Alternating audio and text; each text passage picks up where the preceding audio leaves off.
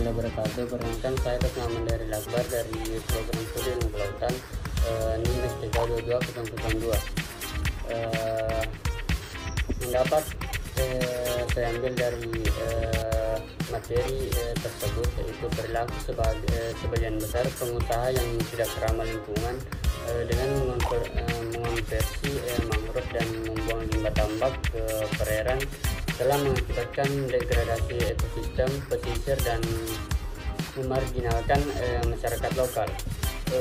Walaupun kebijakan pemerintah Kabupaten Pesawaran telah mengakomodir fungsi lindung dari mangrove, namun implementasinya lebih mendukung intensifikasi tambak udang. Hal ini terkait dengan mekanisme akses struktural dan rasional yang dijalankan pengusaha yang memungkinkannya melakukan konservasi mangrove secara masif. Mekanisme tersebut juga mampu meredam gejolak sosial yang muncul akibat kehadiran aktivitas tambak di wilayah tersebut. Jaring yang dikembangkan LSM, Mitra Bintala, BPDPM, dan masyarakat belum cukup efektif mendorong pemerintah Kabupaten Pesawaran untuk lebih tegas dalam mengimplementasikan kebijakannya.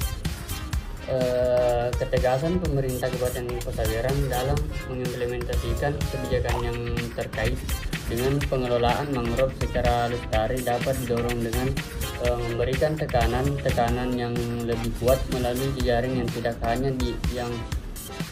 hanya melibatkan LSM, Mitra Bintala, masyarakat, dan BPDM, tetapi juga lembaga-lembaga lainnya seperti LSM lokal dan nasional serta universitas, lembaga penelitian dan lainnya.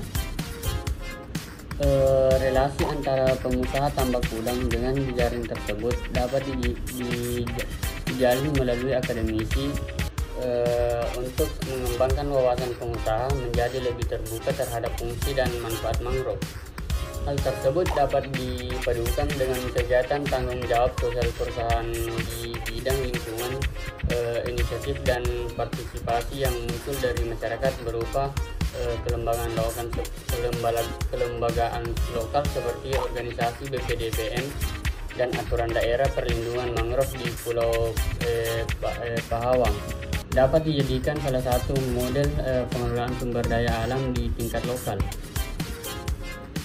Namun struktur organisasi kelembagaan lokal harus direvisi dengan tidak melibatkan unsur-unsur pemerintahan desa dalam struktur organisasinya. Pengurus organisasi juga tidak boleh terlibat dalam kegiatan investor di wilayah tersebut.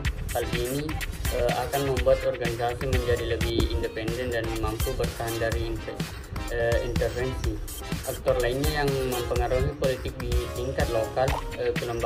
Kelembagaan lokal tersebut mempunyai peran penting dalam membangun pedesaan karena dapat memobilisasi dan mengatur masyarakat untuk melakukan tindakan kolektif dalam pengelolaan mangrove secara lestari, sehingga melembagakan praktik-praktik yang ramah lingkungan.